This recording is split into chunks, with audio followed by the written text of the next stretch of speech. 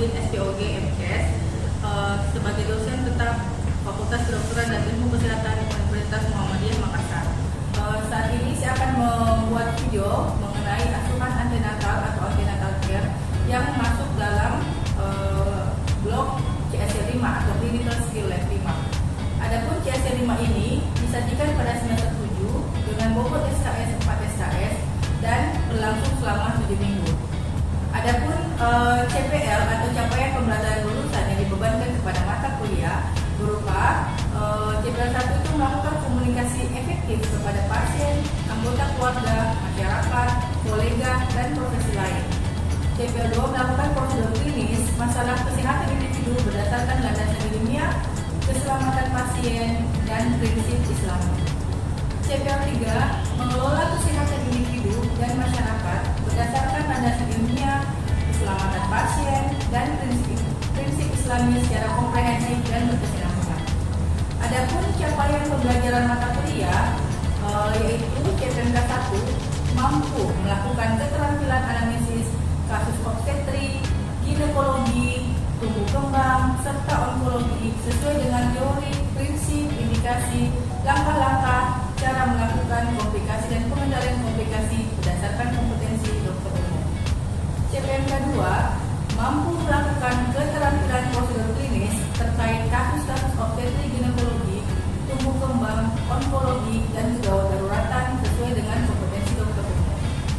CPMK 3 mampu melakukan keterampilan diagnostik dan pelaksanaan secara komprehensif kasus-kasus obstetri, kasus ginekologi, tumbuh kembang, onkologi, dan kegawat daruratan sesuai dengan kompetensi dokter umum serta senantiasa menjunjung tinggi nilai-nilai Islam.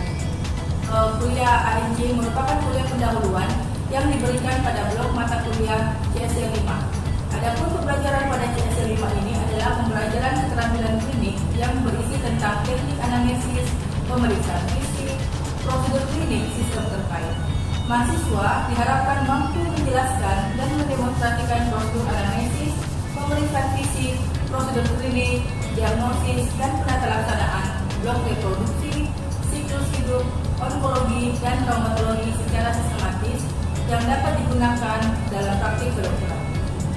Blok CSL 5 ini berlangsung selama 7 minggu yang mencakup berbagai metode pengajaran berupa kuliah pengantar atau kuliah pendahuluan, praktikum keterampilan klinis, menonton video pembelajaran yang telah dimasukkan ke dalam e-learning, belajar mandiri, dan penugasan struktur.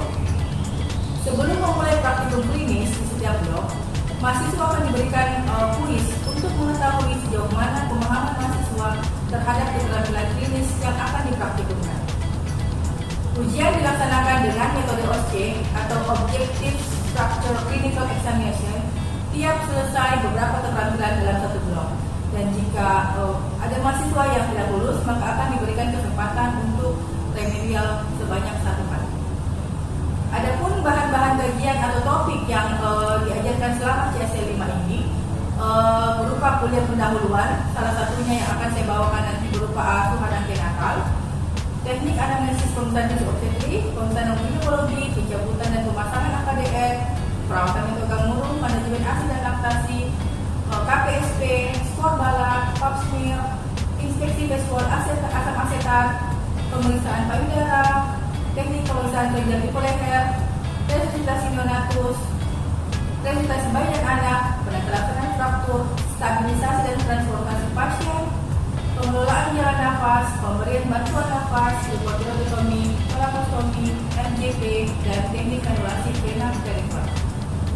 Adapun referensi yang digunakan dengan judul diagnosis kehamilan kedudukan janin intrauterin asuhan antenatal pada buku ilmu kebidanan Sarwono Prayu Rohardo edisi keempat, Kementerian Kesehatan Republik Indonesia asuhan antenatal, buku 1 pelayanan kesehatan ibu di fasilitas kesehatan dasar dan rujukan Kementerian Kesehatan Republik Indonesia 2013. Pemeriksaan obstetrik dan ginekologi dalam buku acuan nasional pelayanan kesehatan maternal dan neonatal Yayasan Bina Pustaka Prayu Rohardo 2006.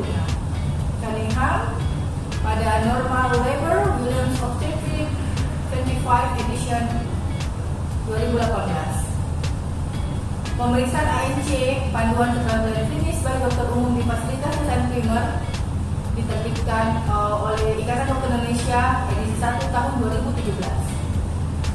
The Pregnant Woman dalam buku Bates Guide to Physical Examination and Hospital Checking 12 edition tahun 2017.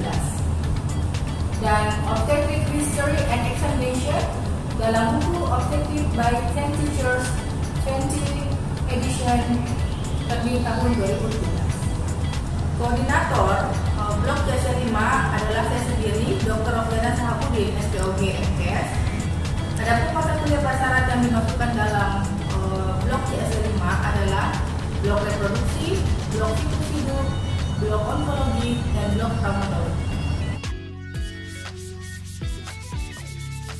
Assalamualaikum warahmatullahi wabarakatuh. Waalaikumsalam warahmatullahi wabarakatuh. Ya, mungkin adik-adik tidak ada yang benar. Perkenalkan, nama saya Dr. Rofiana Sahabudin, spesialis obstetrik dan ginekologi MKes. Hari ini kita akan belajar tentang asuhan antenatal atau antenatal care. Asuhan antenatal ini sangat penting dilakukan karena untuk mengetahui kesehatan ibu dan anak bayi yang ada di dalam perut. Selanjutnya, dengan mempelajari asuhan antenatal ini diharapkan kalian mahasiswa mampu memahami asuhan antenatal sebagai upaya preventif atau pencegahan untuk optimalisasi luaran maternal dan neonatal dalam kehamilan. Jadi sangat penting ya sebagai upaya pencegahan. Dengan adanya antenatal ini kita mengetahui kesehatan ibu dan bayi mulai dari awal kehamilan sampai kehamilan di trimester akhir. Tujuan instruksional khususnya yaitu setelah belajar tentang asuhan antenatal, diharapkan kalian dapat menjelaskan alasan kenapa kita perlu melakukan asuhan antenatal atau antenatal care, kapan saja jadwal kunjungan pada saat asuhan antenatal, menjelaskan laporan-laporan apa saja langkah-langkah asuhan antenatal, dan yang paling penting salah satunya adalah mengenal gejala dan tanda bahaya selama kehamilan sehingga kalian dapat menjelaskan kepada ibu hamil dan keluarganya jika menemukan adanya gejala dan tanda bahaya selama kehamilan sehingga dapat dilakukan tindakan segera mungkin atau dilakukan tindakan rujukan.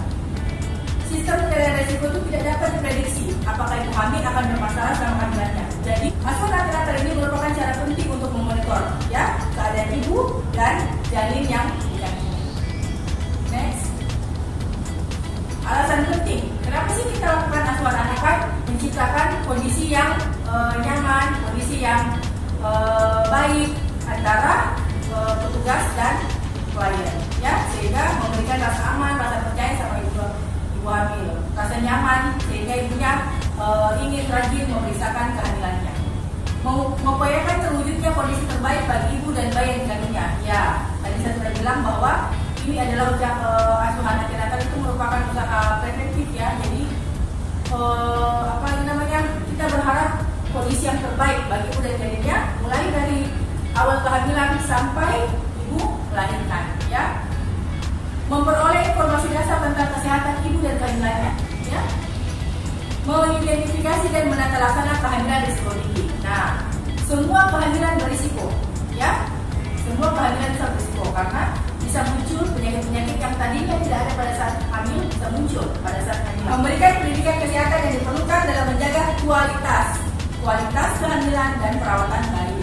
Jadi menghindari gangguan kesehatan selama kehamilan yang akan membahayakan keselamatan ibu hamil dan bayi yang dikandungnya. Jadi kalau kita temukan misalnya ibu penyakit hipertensi misalnya, ya kita obati, supaya tidak memberat.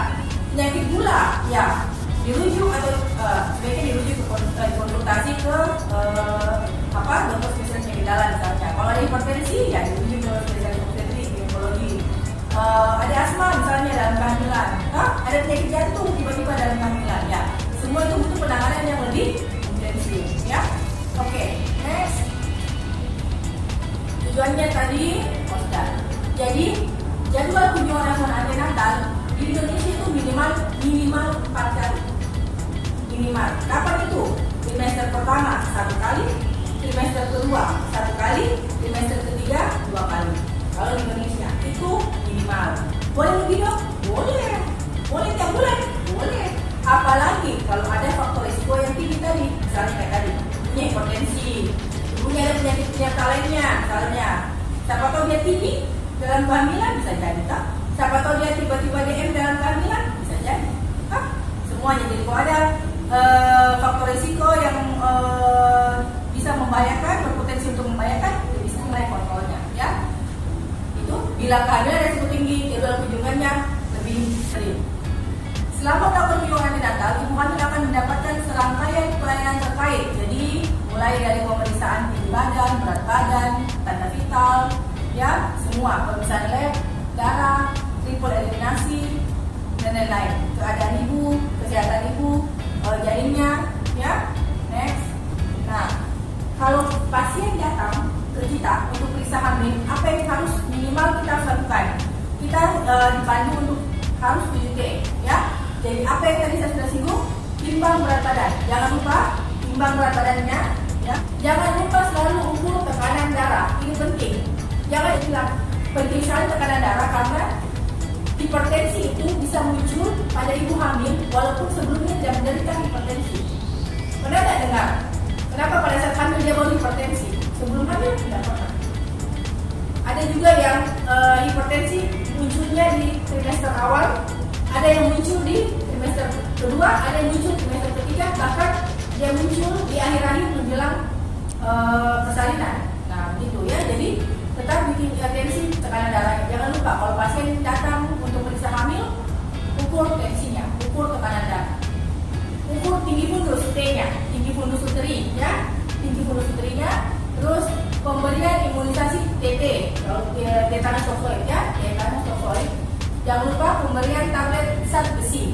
Tablet zat besi yang biasa kalau di puskesmas itu warna merah, kan? Kalau di kita biasanya kita ibu hamil kalau bisa di secara umum. Nah, ini tadi saya sudah bilang yang pemeriksaan triple eliminasi. Sekarang itu semua program pemerintah di puskesmas itu diperiksa adalah triple eliminasi. HIV, sifilis, ADS tadi. Ya, jadi itu sudah sepaket. Nah, terus temu bicara. Nah, temu bicara itu tadi bukan hanya sambil periksa terus tiba-tiba pasiennya pulang, tidak. Edukasi pasiennya hasil dari pemeriksaan kita lakukan tadi apa yang kita dapat. Kemudian jelaskan ke pasien bagaimana kondisinya, ibunya, kondisi janinnya, ya. Kemudian kapan lagi ibunya bisa datang kembali kontrol.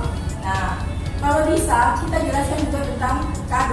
Jadi KB itu dijelaskan memang pada saat ibunya sementara ANC atau datang periksa hamil, dijelaskan memang. Jangan pada saat sudah melahirkan sebenarnya, ya. Idealnya itu pada saat datang periksa hamil di konseling memang. Next. Penanganan ibu hamil, mengupayakan kehamilan yang sehat, melakukan deteksi dini komplikasi, melakukan keterlaksanaan awal serta rujukan bila diperlukan. Jadi kalau kita dapat ada tanda-tanda bahaya pada kehamilan atau ada penyakit yang menyertai, sebaiknya dilakukan tindakan rujukan. Atau kita dapat tadi salah satunya positif, salah satu atau tidak satu dari hasil triple eliminasi, ya. Persiapan persalinan yang bersih dan aman, perencanaan antisipasi persiapan dini. Jika ada komplikasi, bagaimana cara melakukan rujukan?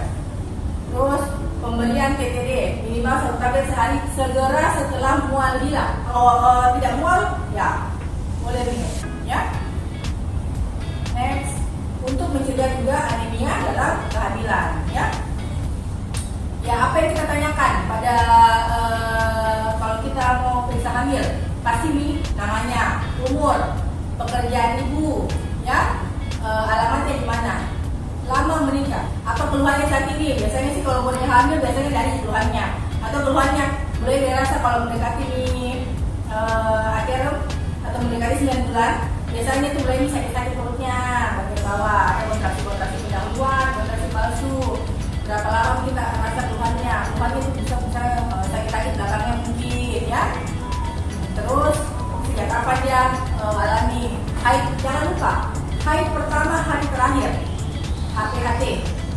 Nah, riwayat kehamilan saat ini Kalau misalnya ada nggak penyakit-penyakit sebelumnya, misalnya saat ini preeklamsi kah, hipertensi kah, ada penyakit-penyakit DM, penyakit jantung atau penyakit lain yang menyertai. Ada nggak penyakit-penyakit gerakan bayi dalam kandungan bagus nggak? Hah? Goyang nggak? Kuat nggak? Bergerak aktif nggak?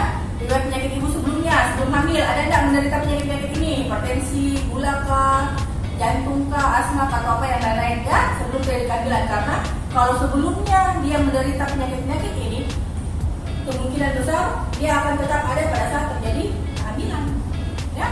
Jadi memperburuk lagi atau mempertinggi lagi resikonya. Next. Nah, riwayat penyakit dalam keluarga, riwayat penyakit. Nah ini yang penting kalau misalnya pasiennya pernah operasi enggak, toh? Kalau misalnya dia hamil anak ketiga, misalnya saat ini dia lagi hamil anak ketiga, tanyakan riwayat persalinan yang lalu bagaimana. Ada pertama lahir normal ibu atau tidak, operasi atau tidak, apa indikasinya operasi, kenapa tidak operasi ibu, toh? Anak kedua lahir normal atau tidak, ya? Ada kesulitan tidak selama persalinan sebelumnya, ya? Karena kalau pernah sesar sebelumnya, tidak boleh melahirkan di puskesmas atau tempat itu harus di rumah sakit yang ada fasilitas kamar operasinya, ya. Riwayat KB sebelumnya, ya. Tanyakan pernah tidak riwayat imunisasi, riwayat menyusui. Next. Pemeriksaan fisik semua diperiksa dari kepala sampai kaki, tanda vital, pemeriksaan abdomen, pemeriksaan jempol. Ya, oke. Next. Jadi jantung menjadi normal itu 120 sampai 160 kali per menit. Pemeriksaan laboratorium tadi sudah dijelaskan, darah rutin sampai yang triple eliminasi. Bila ada pemeriksaan USG dilakukan tindakan USG. Next, tinggi. Ini namanya tinggi fundus uteri, ya. Jadi kalau 12 minggu itu setinggi kira-kira berapa bulan? Kalau kita kan bicaranya 16 minggu-minggu, toh 12 minggu itu setinggi kurang lebih 3 bulan. Dia itu masih di dalam panggul. Jadi kalau kita palpasi perutnya ibu, dan kalau kita rapi, ya. Kalau dia 16 minggu itu orang kita sekitar 4 bulan.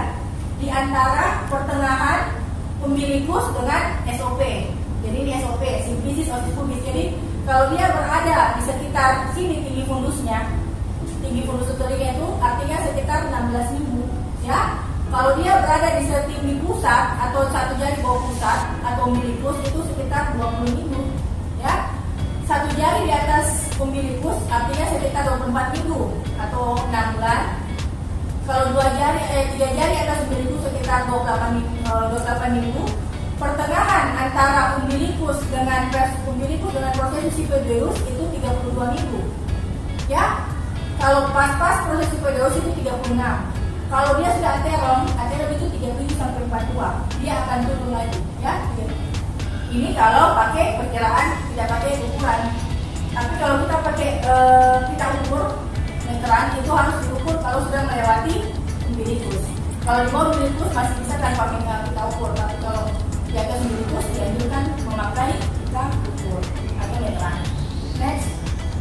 Nah ini pemeriksaan obstetrik atau Leopold, ya. Jadi Leopold 1 itu kita memeriksa ini menentukan tinggi fundus uteri, kemudian kita dua tangan itu memeriksa bagian fundus uteri.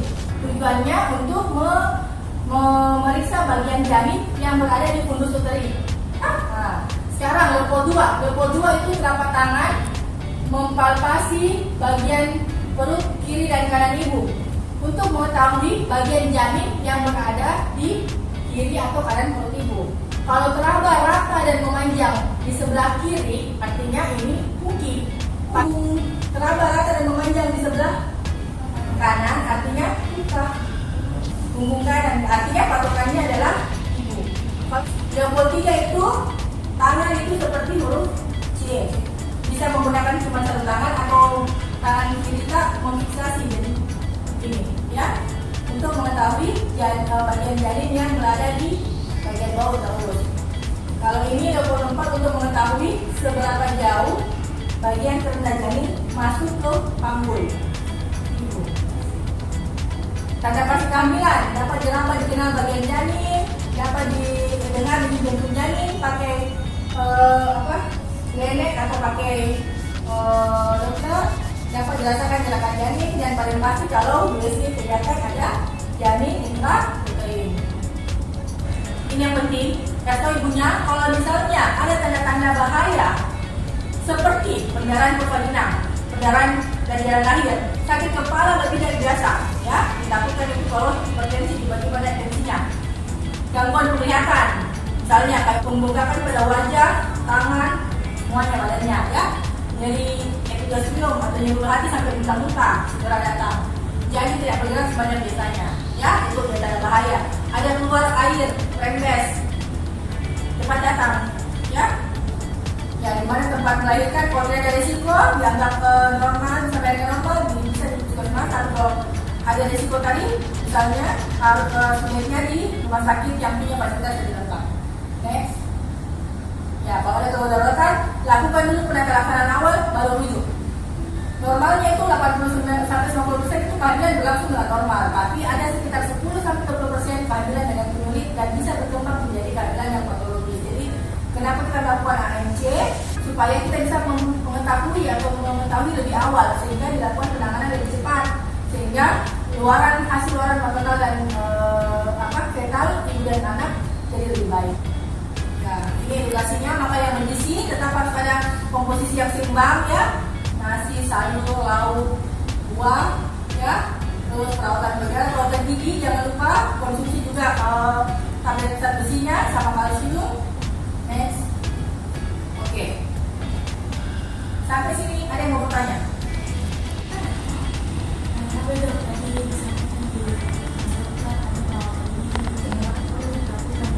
Ya, perawatan ini perlu. Kenapa? Karena ibu hamil itu cenderung lebih sering sakit gigi. Lebih sering sakit gigi. Kenapa? Karena cadangan kalsium kan orang hamil itu cadangan kebutuhan kalsiumnya meningkat karena dia untuk memenuhi dirinya sendiri dan untuk janinnya.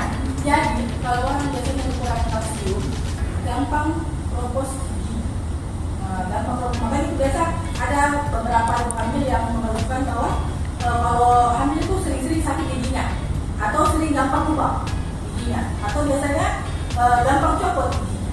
Jadi sering-sering lakukan perawatan gigi, sikat gigi, ya, tidak perlu ke dokter gigi kalau memeriksakan giginya. Biasanya kita memang sering-sering melakukan perawatan gigi, pemeriksaan gigi kalau memang. Ada lagi yang mau bertanya? Oke?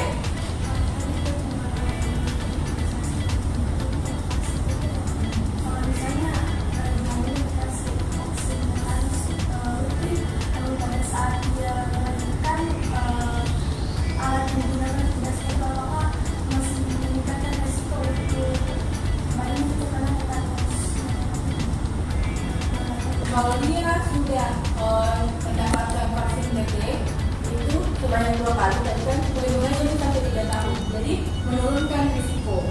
Gitu. Makanya kenapa dianjurkan melahirkan di fasilitas kesehatan, karena kan kalau di fasilitas kan kita sudah sterilkan, maksudnya dibersihkan alat-alat papusnya, alat-alat melahirkannya, alat-alat semua itu kita kita dibersihkan dan disterilkan. Jadi dengan sterilisasi itu diharapkan kuman-kumannya sudah mati, begitu. Jadi menurunkan risiko infeksi. Ada banyak.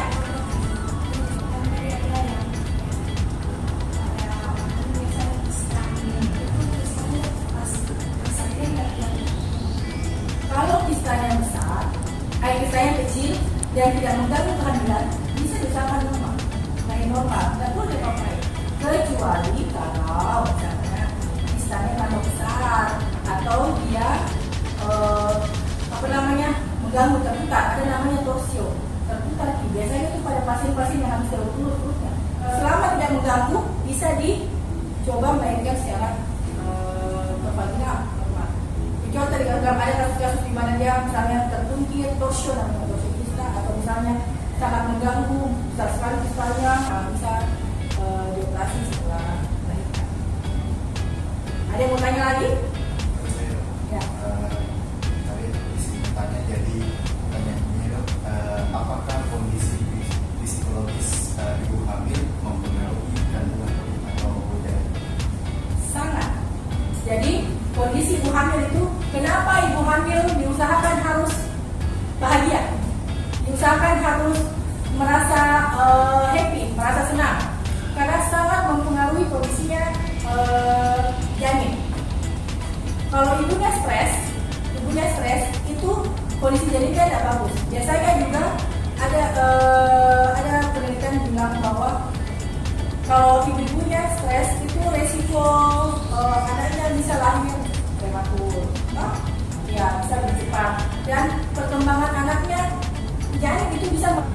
ANC itu sebaiknya ditemani oleh suaminya. ANC itu ditemani oleh suaminya supaya suaminya juga terlibat. Istri juga, ibunya merasa nyaman, merasa senang kalau didampingi sama suaminya. Dan kalau ada penjelasan-penjelasan yang kita berikan, suaminya juga harus tahu. Gitu. Jadi sebaiknya pada saat ANC didampingi oleh suaminya. Gitu. Terus apa lagi? Apa lagi pokoknya lagi? Kondisi jadinya. Oh ya, pada saat proses persalinan itu apa lagi namanya, kondisi psikis sangat mempengaruhi. Kenapa ada namanya asuhan sayang ibu pada saat proses persalinan? Dulu itu orang bersalin tidak boleh ada keluarga masuk. Sekarang itu harus ada minimal satu keluarganya yang dampingi. Entah orang yang ibunya mau, orang ibunya rasa nyaman sama itu. Entah itu suaminya, ibunya dari pasien, orang tuanya pasien, atau mertuanya, atau kakaknya, atau siapapun yang diinginkan oleh ibu. Ada yang mau bertanya lagi? Kalau misalnya